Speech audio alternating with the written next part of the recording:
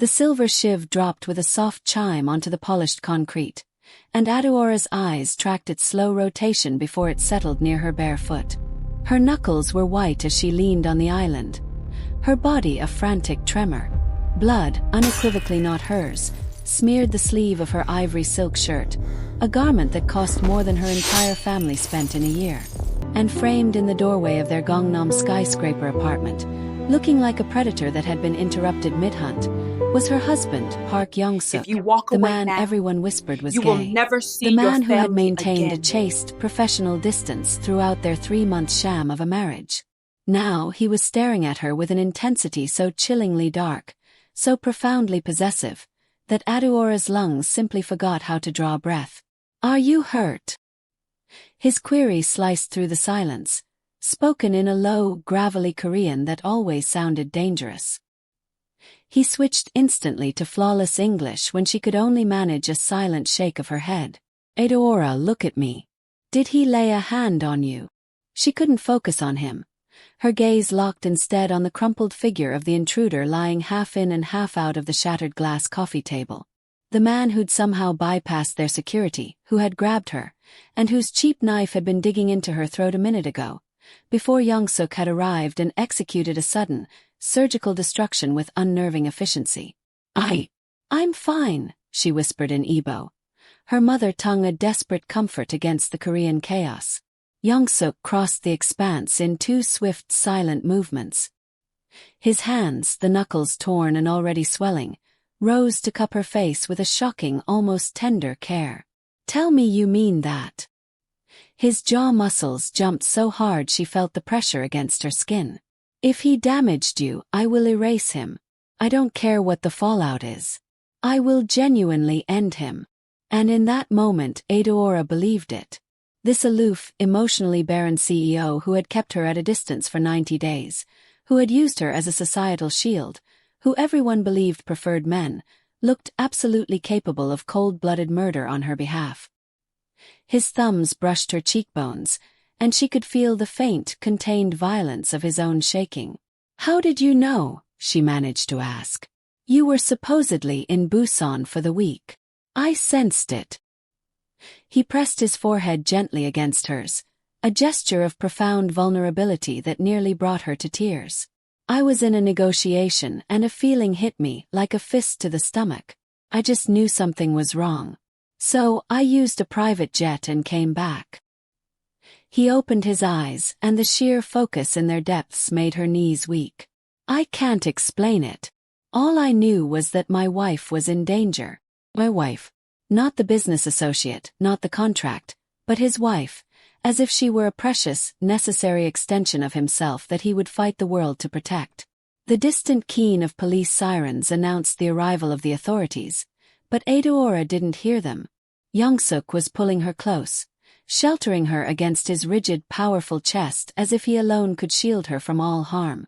For the first time since she'd left the humid familiarity of Nigeria, since being sold into this arranged marriage, since becoming the unwanted prop for a man whose life was rumor, Adaora finally felt safe. But this story doesn't begin with broken tables, whispered confessions, and sudden flights from Busan. This story starts 4 months earlier in a small sitting room in Enugu, Nigeria, where a father's crushing failures were about to extinguish his daughter's entire future.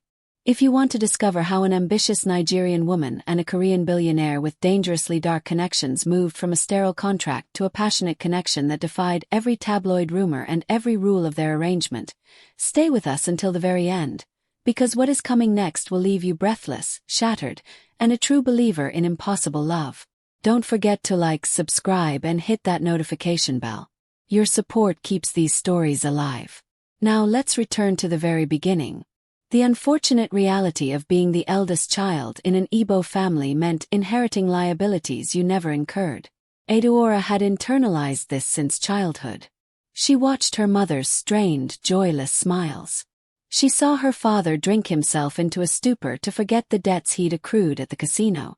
She understood that her university education, her career ambitions, her entire future, were nothing more than tradable assets in the desperate games of men.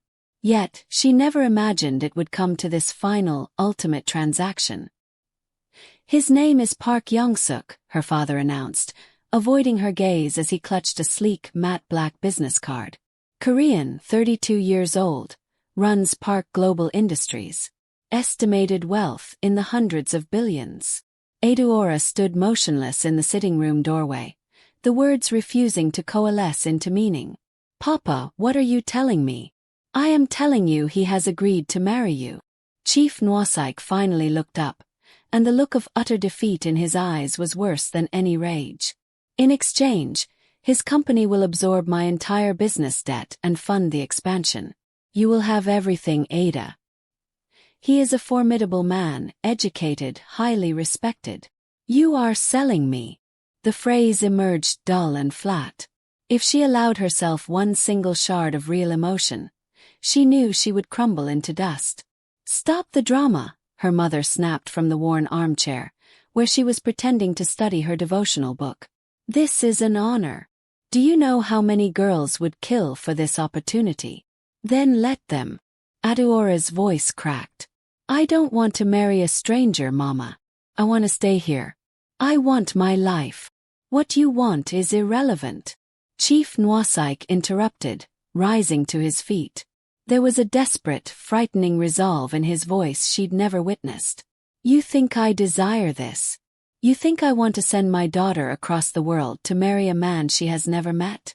But I have no other options, Adaora. The other investors backed out.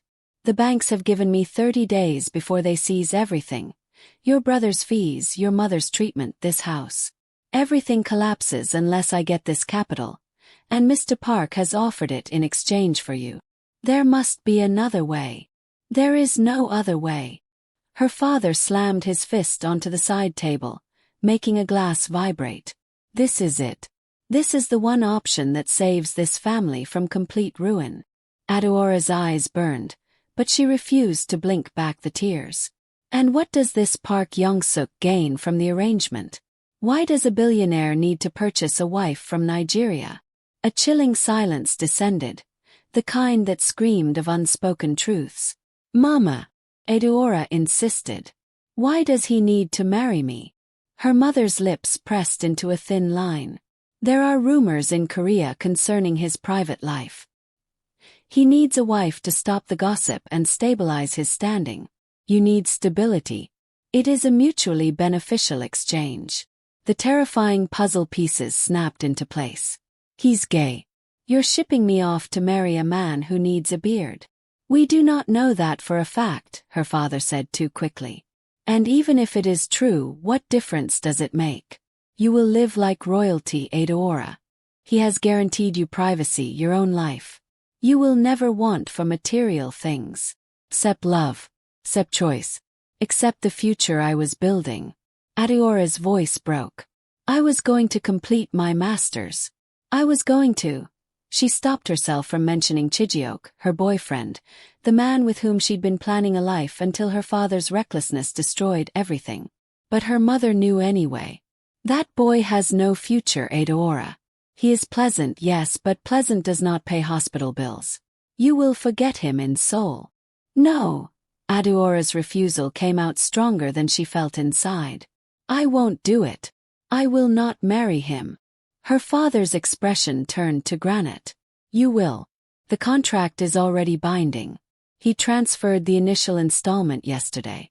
You leave for Seoul in 3 weeks. The room spun. You signed it without even asking me. I did what was necessary to save this family, Chief Nwasike said.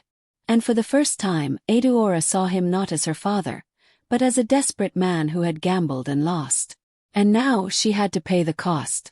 Seoul hit Adaora with the impact of a physical blow. The cold was a sharp, aggressive enemy, nothing like the tropical harmattan winds back home. The airport was a bewildering complex of steel, glass, and incomprehensible Korean script. Everywhere, people stared at her dark skin, making her feel like a brightly colored bird lost in a world of muted grays.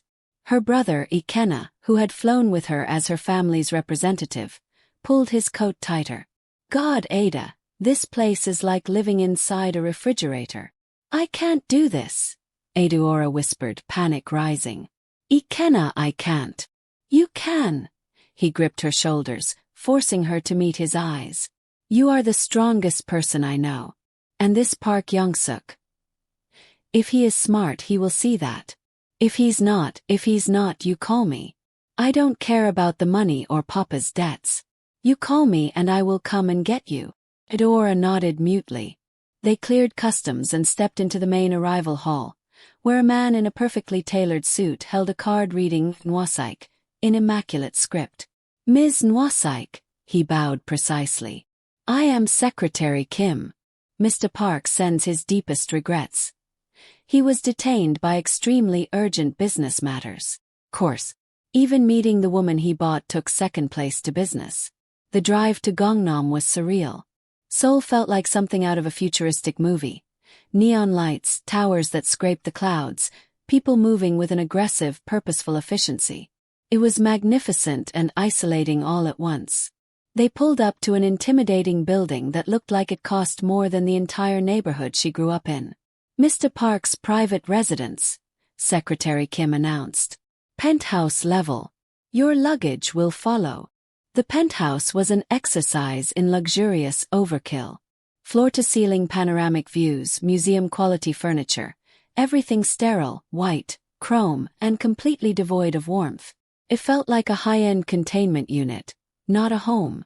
Mr. Park will join you for dinner at 8 p.m. at a restaurant called Mingles. Car will collect you at 7:30. Please ensure you are dressed formally. Then he vanished, and Adaora was left alone in a golden cage. Ada, Ikenna said quietly. We can still back out. We can find a different solution. But they couldn't. The wire transfer was complete, the family debt was paid, the contract was sealed with an indelible obligation. I will be fine, Adaora lied. Go home. Tell Mama I'm okay. After Ikenna left for his hotel, Adaora wandered the vast apartment like a spirit. She found the room designated for her. A king-sized bed, an ensuite bathroom larger than her master bedroom back home, a closet already stocked with expensive clothing in her exact measurements. Someone had studied her, mapped her, prepared for her arrival with meticulous, almost clinical precision. But where was he?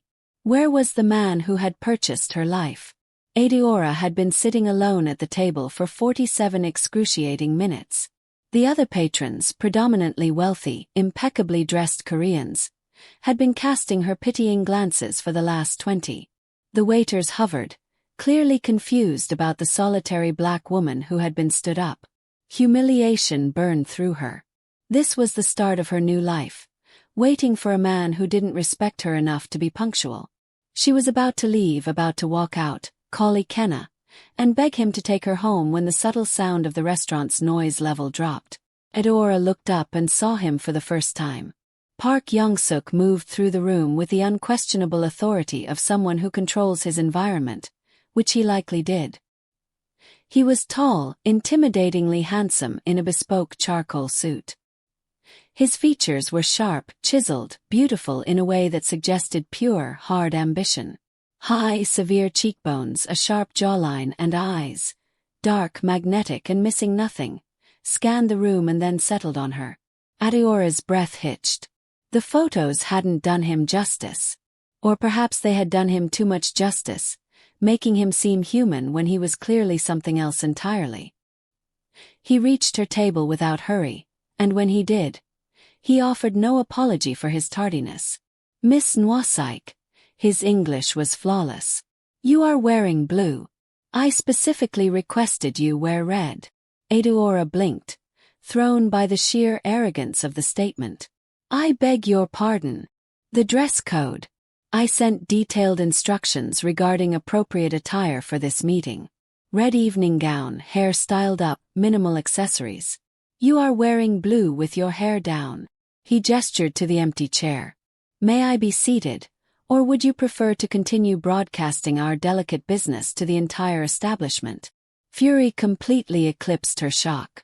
Adaora stood up abruptly. You are 47 minutes late to meet the woman you paid to marry, and your first words are to critique my outfit? A flicker crossed his expression. Annoyance. Surprise. I am leaving, Adaora continued, snatching her purse. Tell Secretary Kim to book my flight home. Tell my father the arrangement is nullified. I would prefer to return to poverty than be married to a man who treats me like an inconvenient asset he can't be bothered to respect. She took 2 steps before his fingers closed like a steel cuff around her wrist. Wait. Let me go. The word sounded like it was physically painful for him to utter. You are correct. I was unforgivably rude. Sit down. Allow me to restart. Adaora's instincts screamed at her to run, but something in his grip, a tiny tremor in his control, made her pause. She turned slowly. Yeong-suk immediately released her, his hands lifting in a gesture of surrender. Close up, she could see a deep, ingrained weariness around his eyes, a hard tension in his jaw. He looked like a man under extreme pressure. 5 minutes, Adaora said coldly. Explain why I shouldn't board the next flight back to Lagos. He pulled out her chair, waited until she was seated, and then took his own. For a long, unsettling moment, he simply studied her with those dark, complex eyes. I was late, he said finally, because I was in a tense conference call with directors. They were questioning my decision to marry someone they deem unsuitable. I spent the last hour defending my choice to marry you over the numerous domestic socialites they push on me. Unsuitable, Adaora repeated flatly. Because I'm Nigerian. Because you are not the expected archetype. Because this arrangement threatens their carefully managed public narrative of who I am and what my life involves. He paused. I commented on your dress because I am terrible at basic human interaction, and I instinctively defaulted to business mode criticism, which is the only language I have mastered. It was unprofessional, and I apologize. You are not adept at apologizing. No, I am not adept at most normal human exchanges, which is precisely why I require this marriage. His face remained unreadable, but his hands tightened almost imperceptibly on the table edge. The speculation about me, specifically regarding my sexuality, is actively damaging crucial business relationships. International partners are hesitant. My directors are questioning my stability and judgment. And I am exhausted from defending myself to people who would never believe the truth anyway. What is the truth? Does it matter? He leaned back, his gaze penetrating. You are here because your father required capital.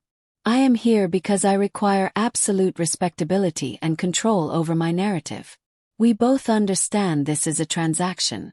To pretend otherwise is illogical. The word transaction should have stung. It should have validated every fear she had. Instead, she felt a flash of something else. Recognition. Here was a man as confined as she was, merely in a more opulent cell. You are right, she said quietly. It is a transaction. So let me make my terms clear. I will play the perfect wife in public. I will smile for the cameras. I will learn the Korean social rules and wear whatever you require to stop the rumors. But in private you will afford me respect. You will be on time when you commit to something. You will treat me like a person, not a problem you bought to solve. Can you guarantee that? Something shifted in Yeong-suk's gaze. It might have been interest. It might have been a grudging respect. I can guarantee that. Then we have an arrangement, Mr. Park. Yeong-suk, he corrected her. If we are to be married, you will use my name. Yeong-suk, Adaora repeated, tasting the syllable. And you can call me Adaora or Ada. Adaora. The way he enunciated it carefully, as if memorizing its shape, sent a strange flutter through her chest. You researched my name. I research everything, he confirmed, gesturing to a waiter who materialized instantly. After ordering in rapid, complex Korean, Yeong-suk returned his attention to her. I know you hold a master's degree in international relations from the University of Lagos. I know you speak English, Igbo, and passable French. I know your preferred meal is jollof rice, which we will never find in an authentic state in Seoul, but I have located a West African establishment in Itaewon that comes close. I know you were set to pursue a career at the UN before your father's collapse destroyed that possibility. Adaora was unsure whether to be unnerved or flattered. You know a great deal about me, but you are incorrect about one thing. What is that? My dreams are not destroyed. They are merely paused. She held his gaze steadily. I will perform the role of your wife, Yeong-suk, but I will not become someone I am not. And eventually, when this contract is complete, when the rumors fade and you no longer require my presence, I am reclaiming my life. When this arrangement ends, Yeong-suk repeated softly, you are planning the termination before we have even had the ceremony. He was silent for a long moment. Then, no, I am not. Because, despite your assumptions, I do not engage in anything halfway. If I am entering a marriage, even a business one, I remain married. Divorce would be far worse for my public standing than the current speculation. So, I am trapped indefinitely in a cold marriage to a man who is likely not even attracted to women. Adaora laughed, a brittle, bitter sound. What a life story. Love is for the simple and the juvenile, Yeong-suk said flatly. What we have is superior. Mutual benefit, clear expectations, and zero messy emotions to complicate things. Adaora knew she should agree, should feel relieved that he demanded nothing she couldn't give. But a small, stubborn voice in her heart whispered, what an agonizing way to exist. The dinner concluded with careful, formal conversation. They established the boundaries. Separate suites, minimal physical contact beyond the necessities of public appearances, and weekly formal dinners to maintain the facade of a couple. It was pragmatic, efficient, and everything Yeong-suk valued. It was also the most profoundly lonely agreement Adaora had ever entered. As he escorted her back to the penthouse in a car that cost more than her family's debt, Yeong-suk walked her to the elevator with an awkward, stiff formality. The ceremony is in 3 weeks. I have engaged a consultant. You will have fittings, lessons in formal Korean conduct, media coaching. It will be intense. I am capable of intense. I am certain you are, Adaora. And thank you for not running. For giving this a chance, despite my severe lack of basic social competence. Before she could reply, the elevator doors closed between them. Adaora ascended to her gilded cage, thinking, this is my reality now. I must adjust to the isolation. But what neither of them knew, what neither of them could have possibly anticipated, was that isolation was about to become the least of their worries. Because arranged marriages constructed on cold business and mutual necessity have a dangerous tendency to ignite when everyone is looking the other way. And some fires burn so hot that they consume everything in their path. The wedding, the inevitable tension, the explosive reveal, and the unforgettable night are coming. Stay tuned as this impossible arrangement becomes something neither of them ever saw coming. Don't forget to like and subscribe for part 2.